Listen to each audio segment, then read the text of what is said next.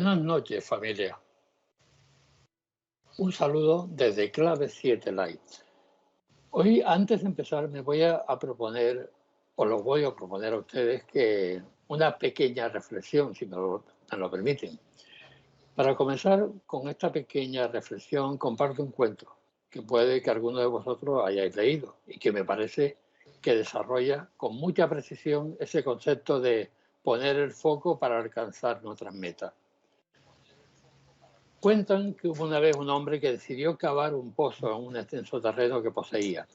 Eligió un lugar y profundizó hasta los 5 metros, pero no encontró agua, pensando que aquel no era el sitio idóneo.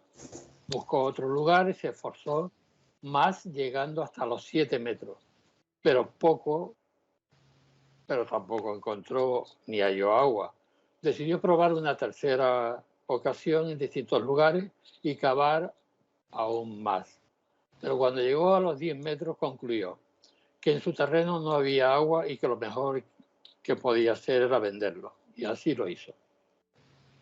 Un día pasado un tiempo, fue a visitar al hombre al cual había vendido el terreno y se encontró con un hermoso pozo. Sorprendido exclamó: amigo, ¿cómo has tenido que cavar para encontrar agua? Recuerdo que yo piqué más de 20 metros y no encontré ni rastro. Te equivocas, contestó el aludido. La verdad es que yo solo cavé 12 metros, pero a diferencia de ti, siempre lo hice en el mismo sitio. El hombre que había vendido el terreno se marchó pensativo. ¿No parece que en el cuento se refleja de manera muy visual la costumbre que en ocasiones tenemos de ir de una tarea a otra sin acabar ninguna? ¿Cuántas veces nos sorprendemos a nosotros mismos actuando de esta manera? ¿Sabéis una cosa? Comportarnos así, cambiando continuamente el foco, olvidando el objetivo y destinando esfuerzo a tareas que no nos llevan por el camino indicado, supone un desgaste innecesario en nuestro día a día. Nos hace sentirnos cansados y además insatisfechos en el resultado, porque no estamos enfocando nuestro trabajo en conseguir las metas trazadas, en alcanzar objetivos concretos. SAI Clave 7 siempre está con la mirada puesta en lo que verdaderamente importa. Su audiencia fiel, sus amigos y amigas, que dan todo y más por este bonito sueño. Buenas noches, familia. Un saludo desde Clave 7 Live. Me acompaña en esta nueva aventura Joseph Mateo en realización, Carlos Soriano en producción, Laura Martí, Marcos Amadio, Manuel Besa y Noemí Rodríguez. Buenas noches a todos. Buenas noches. Buenas noches. Buenas noches. Buenas noches, Fernando. Buenas noches. Espero que estén bien y este cuento le haya hecho un poco reflexionar. A mí me lo hizo, por lo menos. Marcos Amadio, aparte de ser un gran amigo, es ufólogo, tarotista y coach. Su aportación más profunda es su inigualable experiencia. Todo lo que ha aprendido, desarrollado, a través de su cercanías a la metafísica, le ha servido para ir creciendo e indagando todavía más. No ha parado de seguir buscando, informándose y luchando por tener conocimiento, para ser quien es al día de hoy. Hoy nos trae un tema muy, muy bonito y la verdad que se lo agradezco. Y desde que vi la primera frase de este querido pintor, Robert Limov, vi la frase: miró un día las estrellas y se encontró un platillo volante. Dejó lo que hacía para ser Antonio López de los alienígenas. No vende ni un cuadro. ¿No es así? ¿No es así, Marco? Sí, correcto. O sea, es Robert Limov, gran artista. Sí. Además, en Barcelona es conocido, también es conocido mundialmente, porque pertenece a una familia de artistas. Él siguió la estela. Lo único que ocurre es que en un momento determinado de su vida tiene una experiencia ovni que le transforma totalmente a nivel de artista y también a nivel de persona. Ya me imagino que sería una buena persona antes y es una muy buena persona ahora, es excepcional. Yo le conocí hará unos 10 o 12 años, Jean-Pierre Garnier-Mallet, que el autor de la teoría del desdoblamiento del tiempo y del espacio, le invitaron a ver su fundación y yo tuve la oportunidad de acompañar a Jean-Pierre, que en aquel tiempo estaba con él, y entonces ahí fue cuando le conocí. Y Jean-Pierre dijo que en su experiencia, que conoce muchas cosas, él aseguraba que la experiencia con los ovnis que había tenido Robert Gimos era de los buenos y de la buena. Y entonces, pues bueno, ahí está. Por supuesto. Tú le hiciste el día 18 le hiciste un homenaje. Sí, correcto. Sí, sí. Y bueno, según me han dicho, salió de maravilla. Bueno, si yo te comento de hacia atrás, hacia adentro, al final ya me puse un poquito nervioso porque... Ya, yo me imagino, no te salieron las lágrimas de milagro. No, y además, ¿sabes también lo que pasa? Que al principio había problemas con la grabación, quería que fuese emitido en streaming. Bueno, ha sido... Ya sabes cómo son estas cosas. O sea, Sí, hay una... Cuando hablas con los sensitivos, ellos te dicen que hay una batalla muy sutil entre dos fuerzas, que es en esencia la batalla de Armagedón, entre la fuerza que construye y la fuerza que destruye, ¿no? Entonces, cuando hay algo que destruye, automáticamente hay una fuerza que intenta construir. A mí, por ejemplo, me contaron en una ocasión que cuando los lamas salieron del Tíbet de manera forzada, ellos dijeron que habían vivido en un refugio donde estaban perfectos. Al salir se dieron cuenta de cómo era el mundo y estaban intentando con su sentir y su hacer, en su mejor manera de tratar de cambiar el mundo. Es decir, cuando el mundo va mal o hay cosas que no van, hay una fuerza que intenta que vaya bien. Pero también lo contrario, cuando hay alguien que quiere ayudar a la gente, hay una fuerza que intenta oponerse. Entonces, bueno. Sí, claro, pero bueno, estamos hablando en este caso de la tecnología, ¿no? La tecnología es media enrevesada y Carlos lo sabe muy bien con el tema. De hecho, ahora mismo yo estaba abriendo Skype, mira que se abre rápido. Oye, pues me ha tardado como 10 minutos. Digo, voy a tener que descargarlo el Skype y volver, yo qué sé. Pero bueno, aquí estamos. Pero sí, fue muy bien. La verdad es que fue muy bien y sobre todo, Robert, yo pienso que es verdad que a la gente normalmente el ser humano suele valorar las cosas cuando las pierde. Entonces, cuando tenemos seres humanos que ya inician su camino, todos son alabanzas hacia ellos y eso está muy bien. Pero si se las puedes dar las alabanzas cuando están en vida, mucho mejor. Entonces, esto es lo que te iba a preguntar. Siempre se hacen los homenajes ya cuando ya no están. Y tú lo hiciste estando él allí. Yo me imagino que él estaría emocionado, ¿no? Muy contento porque además piensa que él de alguna manera vive en soledad porque como solamente se ha dedicado en cuerpo y obra a pintar lo que él experimentó y hablar de ello, eso lo ha limitado, lo ha arrinconado, lo ha puesto de lado. Entonces, incluso me consta, porque él me lo contó en una ocasión, que no está del todo, entre comillas, bien visto. O sea, le han hecho un poco el vacío. Por ejemplo, hay salas de exposiciones que ya él, su obra, no quiere saber nada de la suya, ¿no? Es que incluso ni de la de antes. Y eso que hay dos obras suyas, que luego las veremos en foto, que están expuestas de manera permanente y que son muy simbólicas, porque son antes de su experiencia. Uno es el Mirastel, que es una especie de tentempié que está en el puerto de Barcelona, y otra, una obra que es una réplica que él ya había hecho en el 97 para las Olimpiadas de Atlanta, que hizo una réplica casi igual, casi perfecta, en homenaje a su hijo que murió en temprana edad en un accidente, creo que de moto. Entonces está expuesta en Barcelona de manera fija y son muy simbólicas de lo que yo creo que a él le pasó. De hecho, mi homenaje personal hacia él, y esto os lo cuento como suelo decir ahora que no nos escucha nadie, cuando estábamos preparando la conferencia, él me decía que le gustaría, antes de morirse, saber un poco, no solo lo que él ha vivido, sino el porqué de su obra, y entonces simbólicamente desde mi visión personal, que luego la comentaré, di dos aspectos de lo que representan estas dos obras que están expuestas de manera permanente en Barcelona. Y luego, bueno, su fundación, si vais, está en el centro de Barcelona, podéis llamar a la puerta, él os abre, os sube y la podéis ver sin ningún problema. Muy bien. Pues cuando Cuando quieras, cuenta quién es Robert Limón. Voy a compartir pantalla para que se vea la pequeña presentación de PowerPoint. A ver si se ve. Sí, se ve perfectamente. Esto es después del evento. Con Robert. Es un hombre muy afán. Va a cumplir el 19. Va a cumplir 80 años. Físicamente estaría conmigo, pero mentalmente estaba muy lejos. Entonces, bueno, esta es, luego la veremos esta foto, el fotomontaje del flyer de la presentación de la conferencia, con la imagen del Mirastel. Esta obra él la hizo antes de su experiencia, basándose en una poesía de Joaquín Brossa, que es un poeta catalán, que habla justamente del tentempié.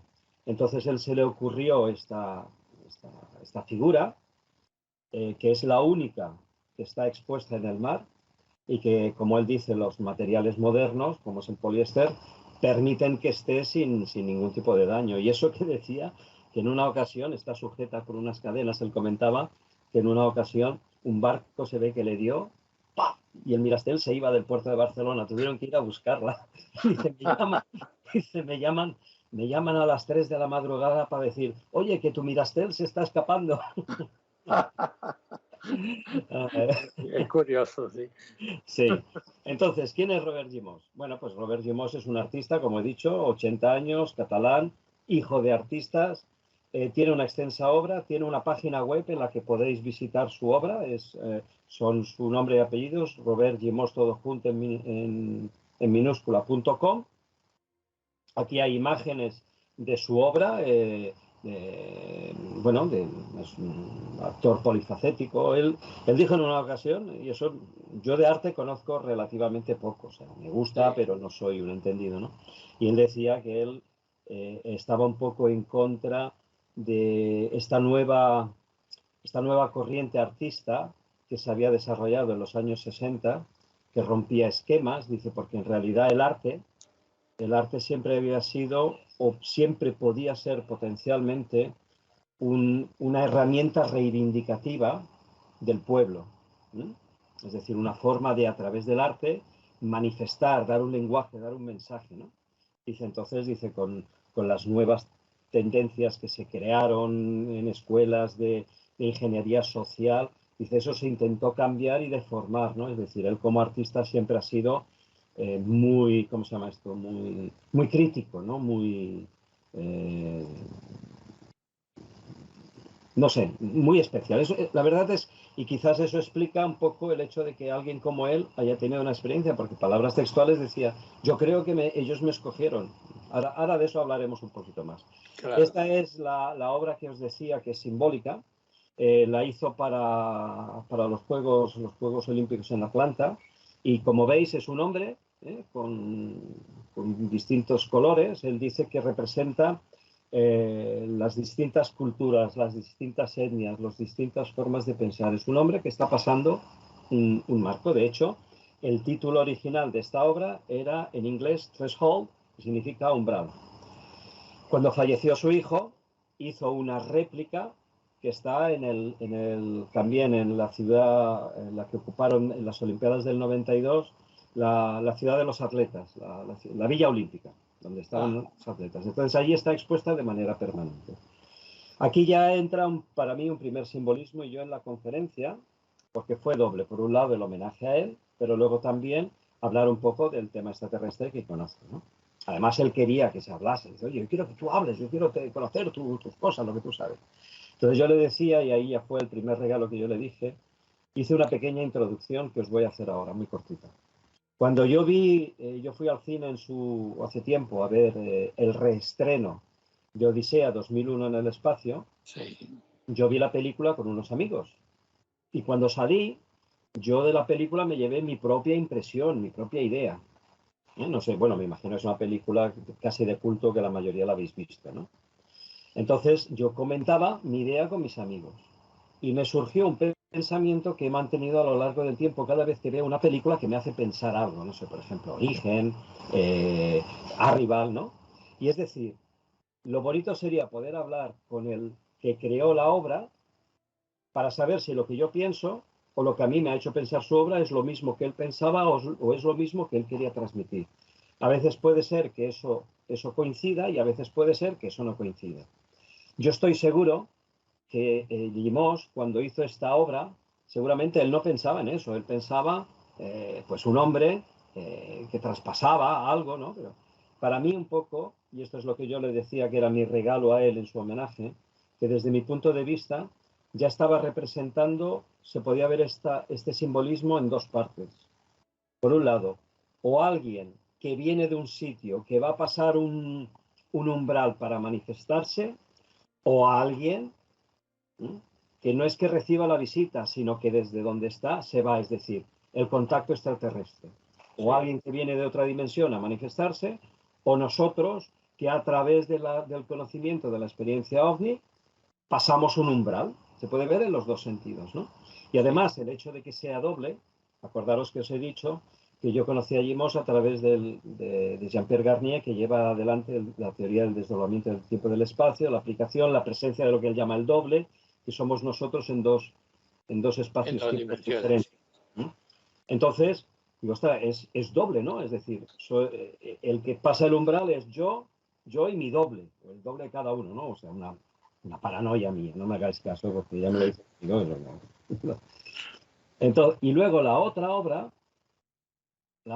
es el Mirastel, aquí, es que está, sí, no sé si la veis, es un poco blanquecina. Sí. Esta no es el original, él tiene réplicas que algunas en pequeña escala las vende, que es un hombre que está mirando a las estrellas, está en una base que lo mantiene de pie, es decir, si tú tuvieses el tentempié en tu casa no caería nunca, lo tiras y se pone, ¿no? Y detrás guarda una estrella y mira hacia el cielo. Él hizo esta obra en homenaje a un poema de Joaquín Brossa sobre el tentempié. Pero es un hombre mirando al cielo.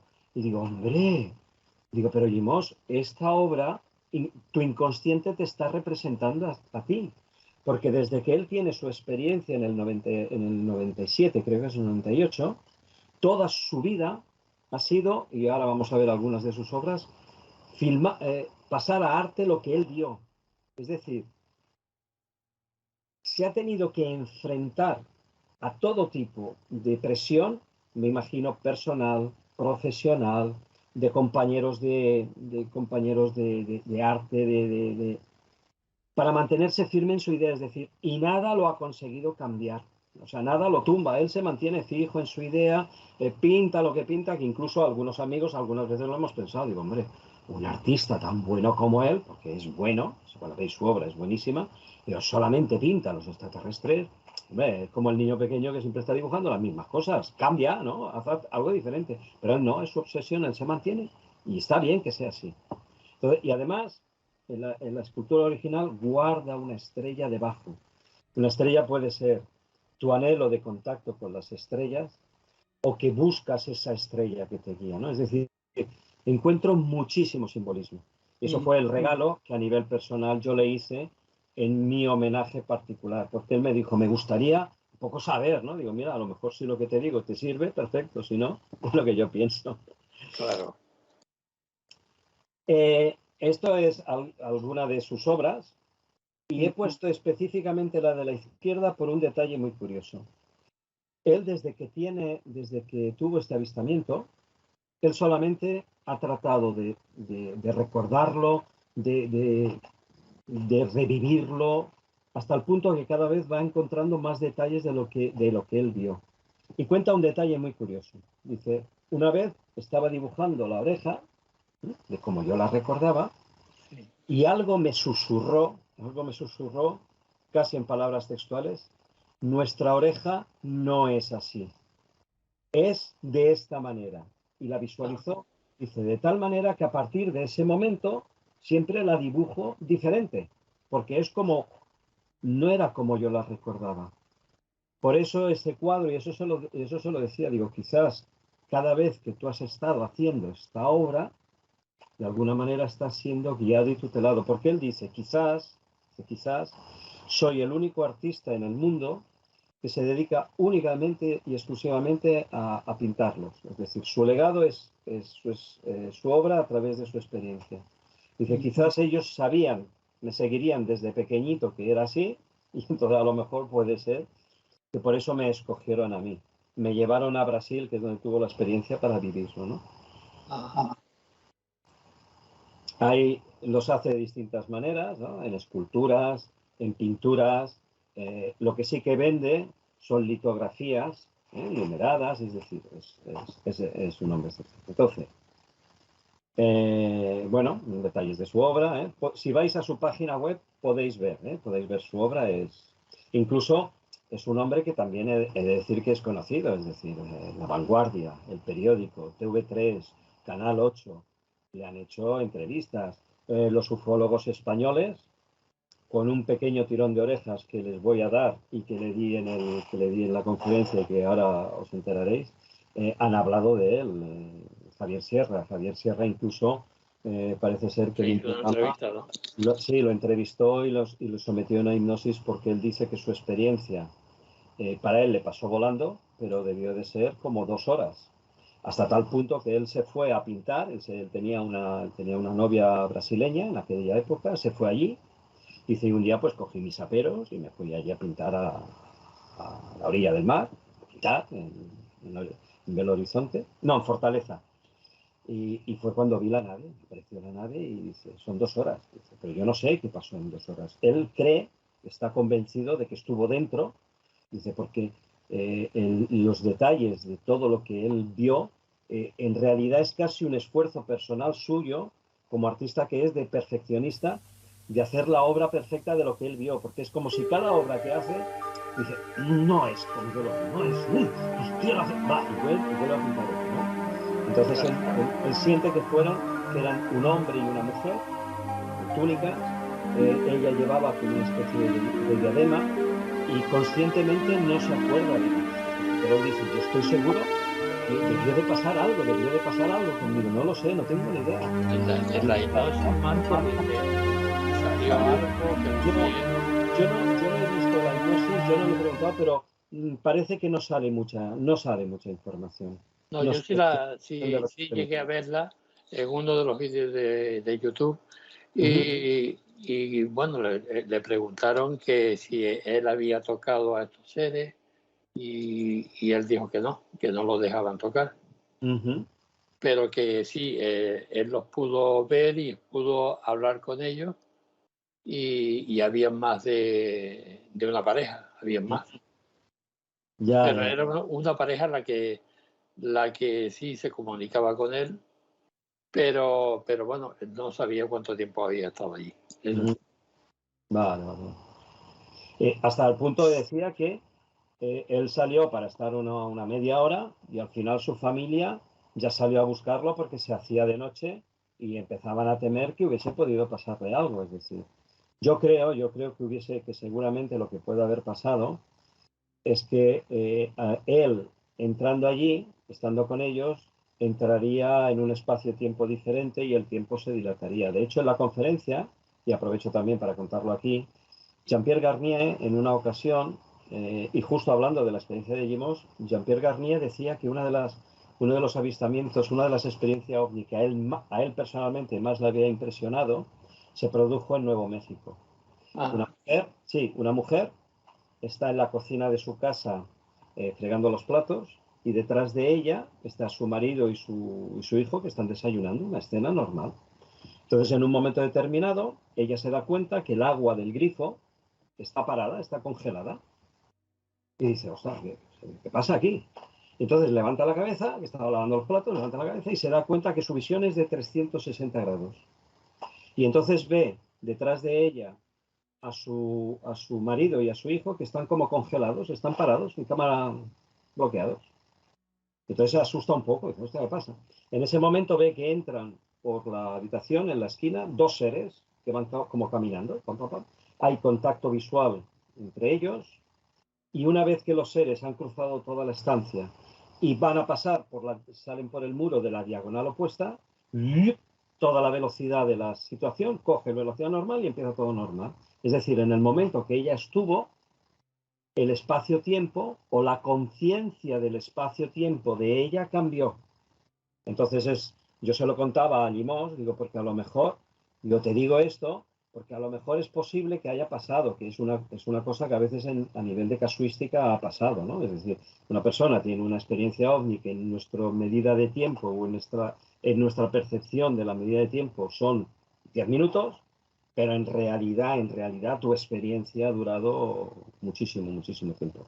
Claro. Laura tiene una pregunta. Sí, Laura. Sí, bueno, nada más que apuntar que con eso del tiempo, cuando somos muy felices o estamos en un momento súper bien, nos pasa súper rápido, ¿no? Y luego, en cambio, hay momentos que nos pasan que ves el reloj que no pasa, que no pasa. Por eso siempre digo que el tiempo, ahí hay un misterio increíble. Y ahora al decir eso me he acordado de que el tiempo es relativo para, digamos, cada persona y en qué situaciones, porque a nosotros mismos, aunque no tenga que ver con una experiencia ovni, entonces, si tú lo aplicas a estos hechos, ¿no? Dices, todavía me cuadra más si a las personas ya nos pasa en sí, ¿por qué no va a existir eso del tiempo? Claro. A nosotros mismos nos pasa en los sueños, cuando se conectan los electrodos y se ve la actividad cerebral, dura poco, pero tu percepción de la experiencia que tú estás teniendo puede ser muy extensa, pero en realidad tu sueño ha durado un pisplas, un visto y no visto. Sí, es sin duda un gran misterio. Sobre todo la mejor manera que yo lo tengo de definir es que es una percepción. Es real, pero es sobre todo una percepción, es como yo lo siento. Claro. Entonces, a ver. Marco, Noemí, ¿quieres hacer la pregunta también? Sí, Noemí. Bueno, yo darte la enhorabuena a Marcos y a él por traer ese tema, porque a mí me gusta mucho el arte y nunca había visto un artista que creara esas obras tan bonitas, con una estética tan maravillosa y con un contenido ufológico tan importante, ¿no? ¿Él en algún momento ha tenido conciencia de dónde venían o no? No. De hecho, hay un documento que os voy a presentar después, que creo que va a dar a tiempo, que es donde decía yo el tirón de orejas de estos seres, que ya se aparecieron unos meses antes en otro espacio, en Turquía, y están filmados. Es decir, los mismos seres o la misma nave que él ve fueron filmados unos meses antes en Turquía. Entonces tengo esas filmaciones. Es decir, lo que yo... A ver si lo entiendo, a ver si me explico bien. Yo no lo reprocho a nadie a nada, ¿no? Pero hablar de Yimos y hacer la relación con esta experiencia de Turquía, aunque solo sea mencionarla, yo creo que es ético, sobre todo primero porque al propio Yimos yo creo que a él le da la confianza de que no es una locura, porque él me comentaba, dice, Marco, ¿estaré loco? ¿Lo que habré vivido es una paranoia mía? Es fácil pensarlo, ¿eh? Porque tú pongámonos en la piel de una persona que no sabía nada, porque yo le pregunté, antes de esta experiencia, ¿a ti te interesaban los ovnis? A mí, en absoluto. Yo en casa, con mis padres hablábamos de arte, éramos artistas, pero de ovnis nunca. Y es cambiar, dice. Entonces yo le decía, digo, ahora en tu casa solamente se habla de ovnis, no se habla de arte. A ver. Manolo quiere hacer una pregunta también. Sí, Manolo. Mucho gusto. Sí, buenas noches, Marcos. Bueno, yo agradecerte de parte de todos los seres humanos que tenemos aquí y los que nos están viendo, digamos, el homenaje que le hiciste a Robert Gimos, porque eso es muy bonito por parte de, bueno, por tu parte, porque eso yo creo que pocas veces se hace y sobre todo el tema este que nos incumbe hoy, ufológico en concreto. Y corroboro lo que ha dicho la compañera Noemi, que es precioso todo esto y bueno, me encanta. En primer lugar, agradecértelo. A mí me encantó, digamos, la entrevista, bueno, el homenaje que le hiciste, que yo lo vi. La verdad es que lo viste. Precioso. Tú sabes aquel chiste, ¿no? Se encuentran dos amigos, uno le dice, oye, ya he grabado un disco. Dice, ya lo tengo. Fuiste tú. Pero metió uno. Entonces, tú eras el que estabas. No, es una broma. Oye, muchas gracias y gracias a ti por haber pensado en darme las gracias. Bueno, cuando puedes seguir. Bueno, pues aquí está la entrevista. Le hice una pequeña. Vamos a ver. Como os decía al principio, toda la parte técnica que tenía no pudo salir como quería. Está un poco grabado de por casa. Vamos a ver esta entrevista en la que él habla un poco. Si vemos que el sonido no es audible, porque voy a intentar editarlo para que se oiga mejor. Si vemos que no, pasamos a la siguiente diapositiva, porque lo que él dice aquí más o menos va un poco en función de lo que yo he dicho también, ¿vale? Entonces vamos a ver aquí.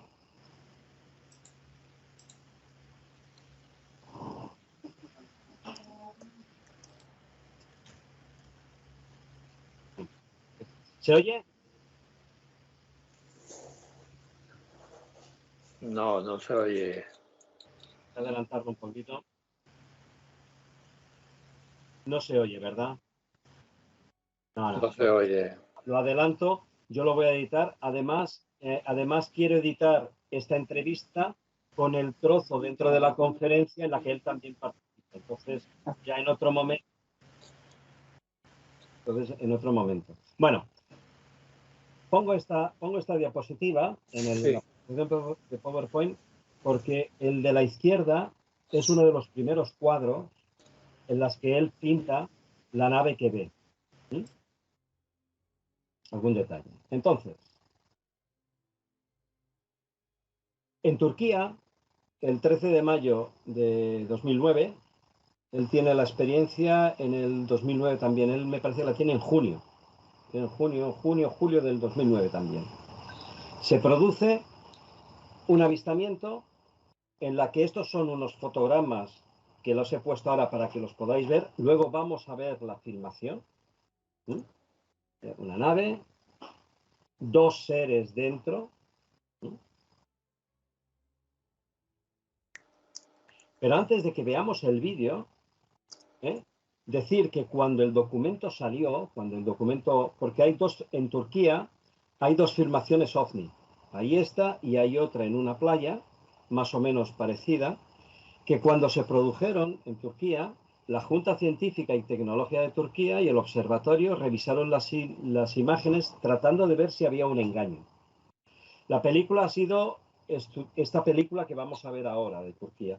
Fue estudiada por expertos de todo el mundo, Japón, Chile, Brasil, Rusia. Después de muchos intentos, nadie ha podido decir que los vídeos fuesen falsificados. Nadie puede decirlo. O sea que hasta la fecha permanecen como un documento en el que no tiene explicación.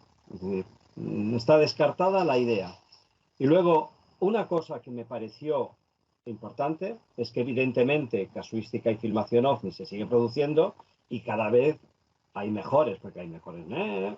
Pero en el momento en el que estas imágenes aparecieron en la luz pública, la comunidad o una parte de la comunidad ufológica mundial dijo que era el avistamiento alienígena más auténtico que haya ocurrido en la historia de la humanidad.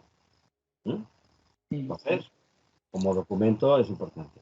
Ahora sí que vamos a ver, aquí se ven imágenes, yo le puse con una música de fondo, pero si escuchamos la música lo importante es ver las imágenes.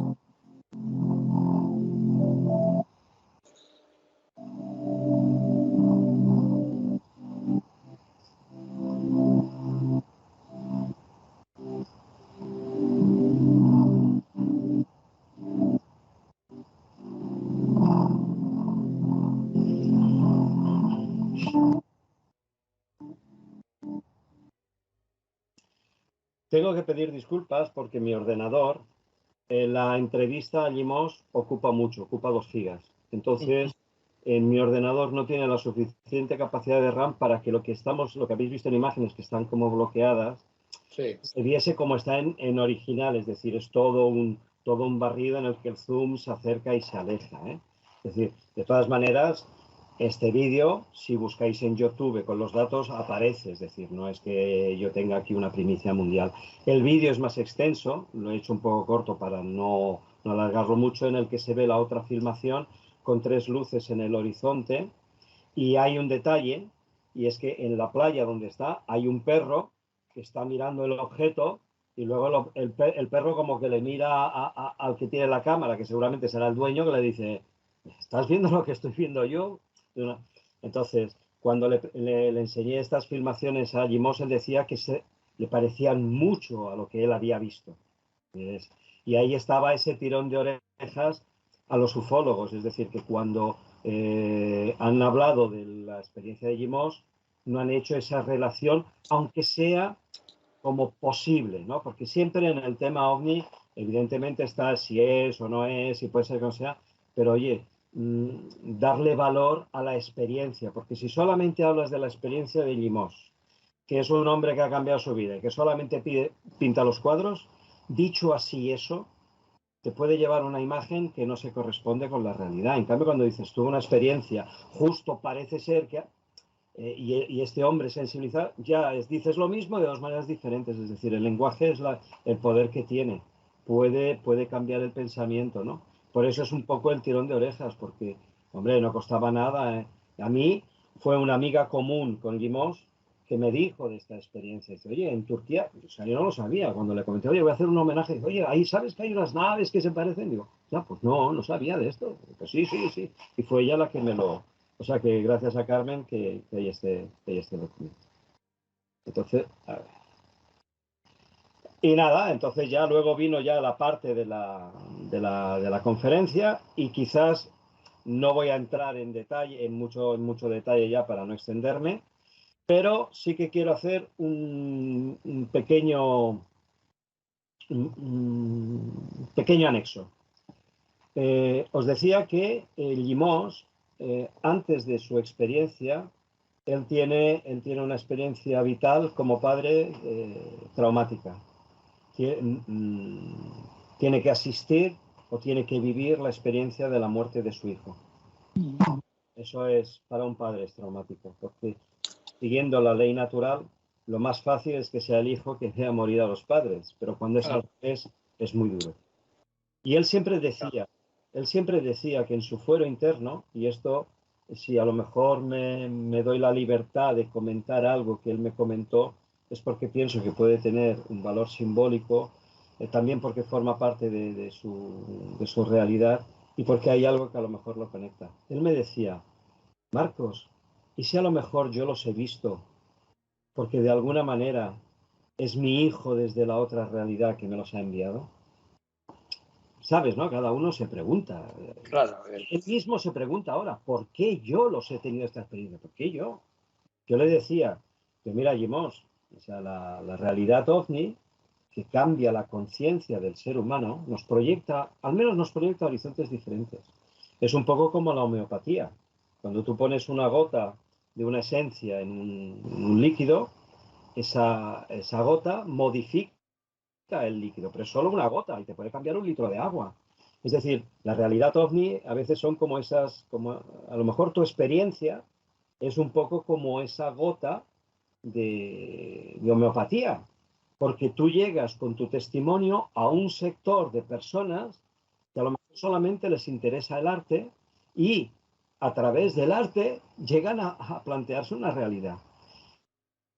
Y entonces, ¿por qué puse este testimonio? Tuve la oportunidad, y eso tú antes me lo decías, que yo soy un hombre que he tenido experiencias, y eso sí que es cierto, he tenido experiencias vitales que me gusta compartirlas. Pues yo una vez asistí en Barcelona a la presentación y al estreno en España de esta película, y conocí al director, Testigo de otro mundo. Os cuento la historia y por qué lo conecto con Limos y por qué voluntariamente lo quise presentar en su homenaje. En los años 60, 70, en la Pampa Argentina, una familia campesina, el padre le dice a su hijo, dice, antes de irte a la escuela, coge el caballo y reagrupa todas las reses que se han esparcido. Reagrúpala. Chaval, 12 años, 11, 12 años, coge el caballo, vamos, y se va. Entonces el chaval, que es el que estáis viendo en la presentación y en uno de los fotogramas, dice que entra en una neblina, él no le presta la mínima atención porque la Pampa a las 5 de la mañana debe ser lo más normal, pero lo que no es normal es que se ve con un ovni, que casi hasta lo tira del caballo. Asustado, vuelve y esa experiencia a él lo traumatiza, el chaval. Pero la noticia en Argentina, bueno, se vuelve un polvorín. O sea, todo el mundo habla, entonces a él lo invitan a congresos, a hablar de su experiencia. Hay el famoso investigador Jacques Vallée, que en aquel tiempo se interesa por la experiencia de este chico, ahora no me acuerdo cómo se llama, y va a verle a Argentina en su tiempo, ¿no?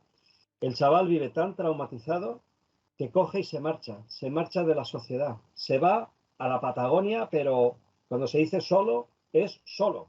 Él y las cabras, solo, perdido.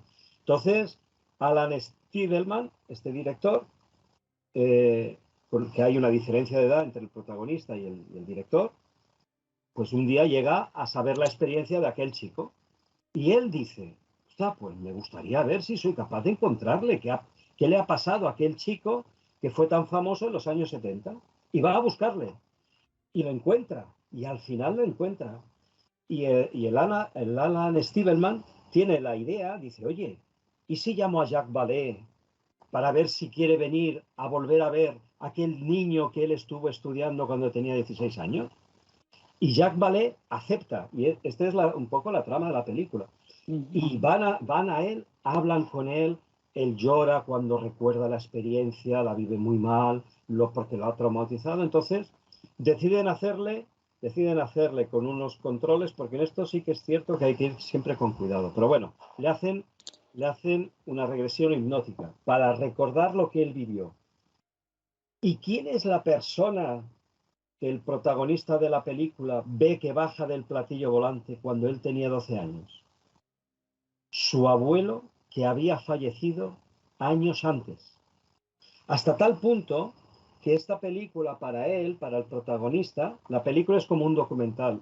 Es toda la historia de cuando van a verle, de cuando le entrevistan por la primera vez. Es decir, no es una película, es un documental. Cuando viene Jacques Vallée, lo van a buscar al aeropuerto, cuando van en coche a buscarle en la Patagonia.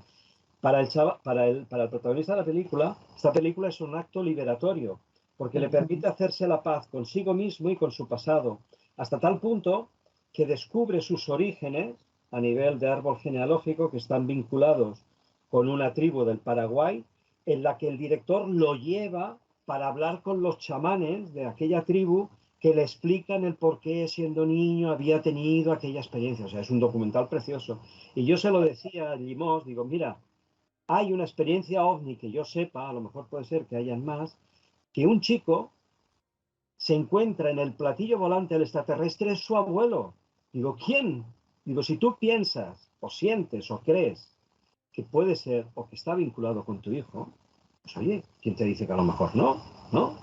Pues a pensar. En fin, gracias porque el homenaje a Limós se ha podido extender.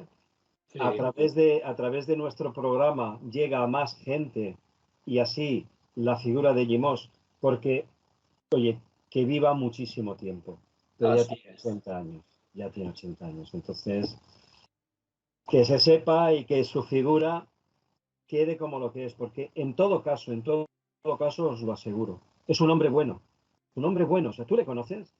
Afable, cariñoso, simpático, socarrón, o sea, es encantador, es un tipo encantador. Y si venís a Barcelona, me lo decís y os llevo a conocerlo. Desde aquí alabamos tu homenaje y esperamos lo mismo que tú, que sigas 80 años más viviendo.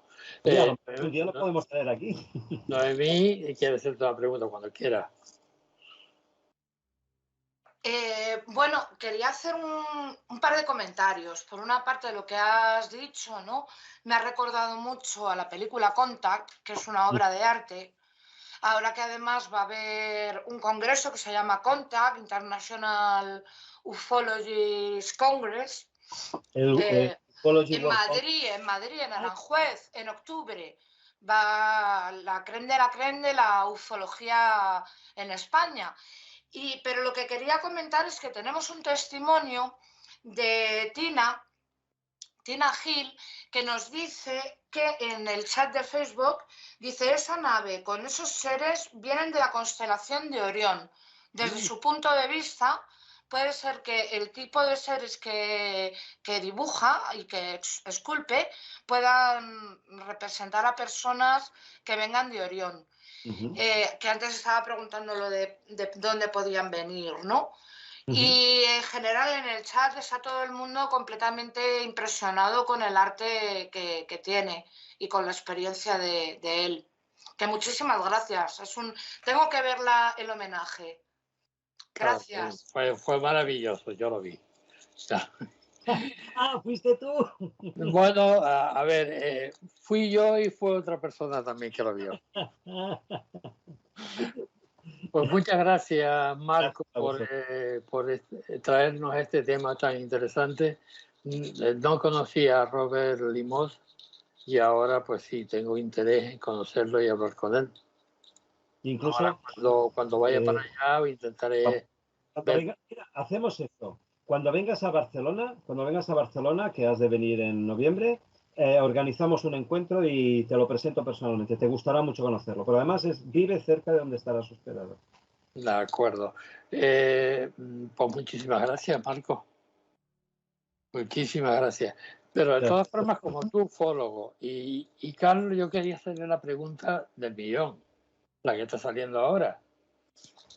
¿Ustedes qué piensan sobre esos momias que han aparecido en México, en Perú, perdón, que presentaron Jaime Maussan el 12 de septiembre en la Cámara de Diputados de México? Carlos, yo he hablado mucho, le cedo. Además, en la pantalla Carlos está a la derecha, o sea, le cedo el paso. Bueno, yo es que soy muy crítico, ¿vale? Él presenta muchas pruebas, un montón de pruebas acerca de los análisis que se le hacen, ¿vale? Incluso, al parecer, cuenta con la opinión de expertos en genética, algún que otro especialista médico también. Pero no sé, os quiero decir, cuando se da un descubrimiento científico, ¿vale? Que de serlo, pues sería el descubrimiento de la historia, o por lo menos del siglo XXI, del siglo XXI o XXII. ¿No? Yo creo que no sé si descubriremos algo igual en varios siglos. El caso es que lo ideal es que se proceda a realizar o siga los procedimientos científicos, ¿vale? Como presentar esos estudios para que sean analizados por la comunidad científica, ¿vale? Lo que se llama revisión por pares, que es un procedimiento habitual sobre todo para evitar el posible sesgo del investigador, para corregir ciertos o posibles fallos de cálculo.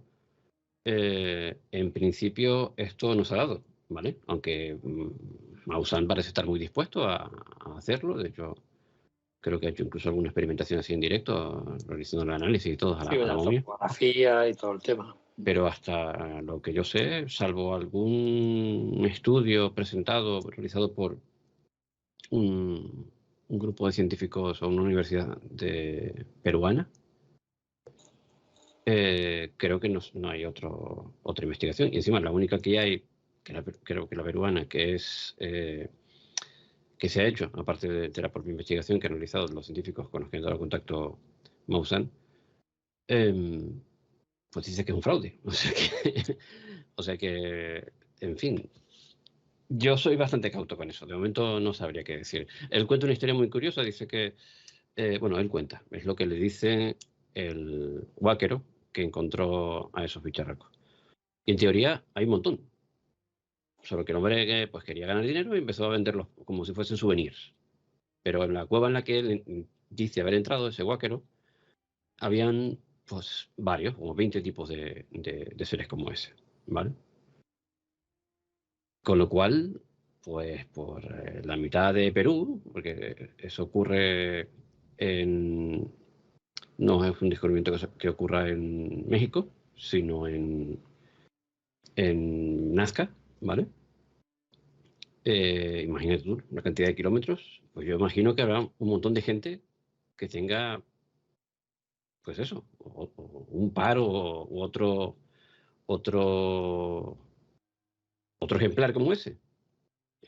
Si es así, ¿dónde están? Como es que nadie... Mira que ha dado vueltas la noticia y han salido en casi todos los medios de comunicación. Pero no ha salido ningún otro diciendo, mire, yo tengo uno que se lo compré a este tío. O sea, no sé. Ellos tuvieron que comprarlo, efectivamente. Tuvo que comprarlo una organización que es la que se está encargando del estudio de estos restos. Pero como te digo, el vaquero dice que él pues, los ha estado vendiendo para ganar dinero. Así que, no sé, es todo muy, muy raro todavía. Hasta que no haya más investigaciones científicas que contrasten los datos, pues yo no sé si sí o si no. Bueno, y Marco, tú como ufólogo, ¿tú qué piensas? Bueno, yo lo veo como piedras, ahí veas, petrificado. Sí, en realidad no son momias, ojo, son fósiles. ¿De acuerdo? O sea, lo que vemos es una especie de resto petrificado, ¿vale? Fosilizado. Mira, hoy, esta tarde, me he visto he conocido a una persona italiana de origen alemán por motivos profesionales, no tiene nada que ver. Y ha llegado un momento que hemos acabado hablando de, no sé cómo, pero ha salido a relucir el tema de la ufología. Y él es una persona que está en el mundo de las finanzas, o sea, no... Estos temas los oye, habla, es una persona culta, pero no es que... Y él mismo tenía una reflexión, que es la que quiero sacar a relucir ahora. Él decía, dice, mira, dice, es que, dice, él decía, es de poco inteligentes pensar que no pueden haber seres inteligentes en un universo tan grande como este. Pero, y él no entra en más disquisición. Entonces, yo, el hecho de si son o no son ciertos o verdaderos las pruebas que ha aportado Maussan, a mí, a nivel personal, vamos a ver, no me representa ninguna duda. O sea, ninguna duda, no me representa ningún problema. Es decir, que pueden ser las dos cosas. Es decir, si a lo mejor vamos a profundizar, puede ser que sea, pues como dices tú, alguien que se sacaba dinero o no. Yo, a nivel personal, me hace pensar a día de hoy de que hay algo más de cierto que no de no cierto, porque cuando supe que la prueba que presentaba en el Congreso para forzar a que el Congreso hablase de estos temas, Maussan, era la presentación, yo pensaba que iba a presentar otras cosas. Yo conozco personalmente a Maussan, he estado con él, he comido con él, es decir, es verdad que es un personaje ya muy famoso y cuando uno llega a determinadas cotas de fama, se pasan cosas que no nos podemos ni imaginar. Y me consta su autenticidad, es decir, lo convencido que él está. Es decir, si él saca una cosa, yo pienso que hay algo que es cierto. A mí, a nivel personal, la existencia de estos seres me hizo recordar algo más cercano a nuestro. Es el ser de Atacama que sacó a nivel mundial Ramón Navia, que es algo parecido. En el desierto de Chile, Ramón Navia encontró le dieron el esqueleto de una figura que yo lo he visto. Antes Noemi hablaba del World Ufology Congress, que no sé si es el mismo que se realiza en Madrid, pero sí que se realiza acá en Barcelona desde hace 6 años. En el primero yo estuve y Ramón Navia presentaba a nivel público el ser de Atacama, y es impresionante, o sea, cuando tú lo ves y cuando tú, como me ha pasado a mí, puedes hablar sin micrófonos ni taquígrafos con Ramón Navia, te explica cosas de esas experiencias y de la gente que le ha dado eso, que alucinarías. En el caso concreto de Atacama, decía que hay una tribu de indios de por allá, y de que esos seres los conocen, hablan con ellos, o sea, los ven en su hábitat, o sea, para ellos es lo más normal. Cuando Ramón Navia decía que cuando él da a conocer al mundo y crea la misma controversia, algunos que dicen que no, otros que dicen que sí, siempre nos queda la duda. Cuando se descubre aquello, Ramón Navia estaba allí, los primeros que fueron, porque Ramón Navia, digamos que destapó la noticia, fue el ejército norteamericano, fue enseguida allí a investigar todo aquello, ¿no? Claro, qué casualidad, ¿no? Es decir, para mí, quizás, más que si es o no es cierto que se podría discutir, y yo para mí sí, donde pongo el dedo es antes, en los años 70, cuando yo empecé a investigar, a acercarme, a introducirme en el mundo de la ufología, la mayoría de las personas no se interesaban por la ufología, es que ni se hablaba. Entonces el fenómeno seguía como oculto. Ahora, desde hace un tiempo a esta parte, cada vez más todo lo que tiene que ver con la ufología o con el fenómeno ovni está en el inconsciente colectivo de todos. Hay publicidad. Yo he visto publicidad ¿cómo se llama? De camiones de alquiler, camionetas de alquiler, que como la serigrafía, como si llevas un platillo volante dentro. Es decir, está en el inconsciente colectivo. Entonces, hay un efecto que hay que tenerlo en cuenta. Es decir, el pensamiento de todos nosotros ayuda a crear una realidad que se manifiesta. Entonces, para mí, es el hecho de que justo ahora se manifieste la existencia de dos seres que seguramente Maussan lo conocería desde hace mucho tiempo, porque me consta que lo de Maussan está moviendo todo este tema desde hace años, ¿eh? No lo ha sacado ahora, es decir, hay todo un estudio y toda una historia detrás. Lo que pasa, lo llevaba callado y en silencio. Y me imagino que si él se ha atrevido... O una de dos. ¿Qué ha pasado? Marco, ¿Ve la técnica? Ahora sí. Ha saltado la cámara y se me ha puesto la otra cámara. Entonces, yo creo que hay algo, es decir, quizás el tema ovni seguirá siendo la mayoría de las veces un tema en el que sí o el que no, porque la trascendencia es muy grande. Reconocer abiertamente que son reales lleva a cambiar muchos paradigmas. Entonces es lo que hablábamos antes de las fuerzas que se oponen y las que no. Yo creo que sí, aunque me abro a la posibilidad de que sea también un fraude, pero yo creo que sí, que son fraudes. Bueno, yo no he cenado con Maussan ni he almorzado, pero lo conozco, he hablado con él bastantes veces. Sé lo pasional que es. Él está detrás siempre de todo lo que ha aparecido y lo defiende a capa y espada, porque lo conozco muy bien también. Y yo estoy al lado, perdona, a Marco, del lado de Carlos, pero tengo una teoría, ¿no? Y es que yo tuve también, mis principios fueron con un trilobite en la mano y estaba petrificado. Y yo pensaba, cuando era niño, que ese trilobite estaba vivo. Vivió en alguna época. En alguna época estuvo vivo. Y estaba petrificado, parecía una piedra. Entonces, esto me hace pensar muchas cosas. No lo sé si esto es, como tú dices, un fraude o no lo es. Pienso que sí, pero eso ya lo veremos con el tiempo. ¿Piensas que es un fraude? Pienso que sí, porque él siempre ha estado detrás de todo lo que ha aparecido. No lo sé. Yo quisiera aclarar una cosa. No creo en ningún momento que el que ande detrás, en caso de que sea un fraude, sea Maussan, ¿vale? Estoy convencido de que Maussan está totalmente convencido de que eso es real, ¿vale? Porque lo mismo ocurrió con la momia o la foto de aquella momia alienígena que luego resultó que era un niño que estaba momificado en un museo. No creo que de ser falso aquello, pues,